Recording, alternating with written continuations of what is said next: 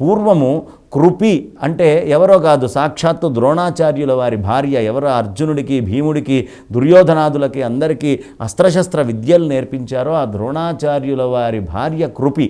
ఆవిడ ఒక సందర్భంలో భర్త ఇంట్లో లేనప్పుడు దిగాలుగా కూర్చొని ఉంది.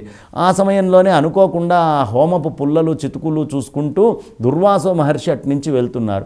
ఆయనను చూసి లేచి నమస్కరించి, అయ్యా మాది చాలా దీన పరిస్థితి, ఒక బక్క చిక్కిన ఆవు తప్ప మా దగ్గర ఏమీ లేదు.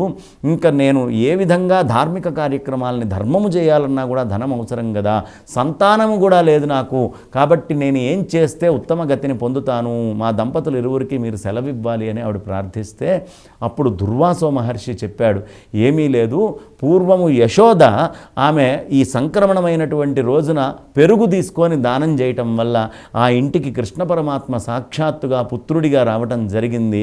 అలాగే నువ్వు కూడా పెరుగు దానం ఇవ్వు, సద్బ్రాహ్మణ్ణి చూసుకొని పెరుగు దానం కనుక నువ్వు చేసినట్లయితే నీకు ఉత్తమమైనటువంటి గతులు కలుగుతాయి మీ దంపతులు ఇరువురికి అని చెప్పారు. వెంటనే ఆ రోజే మకర సంక్రమణం అవడంతో ఆవిడ వెళ్ళి ఆచరించి స్నానము చేసి వచ్చిన తర్వాత దానాదుల్ని దుర్వాస మహర్షికి ఇవ్వడంతో ఇచ్చినంత మాత్రానే ఆవిడకి అనేకమైనటువంటి ధనాలు అన్నీ రావడం జరిగింది.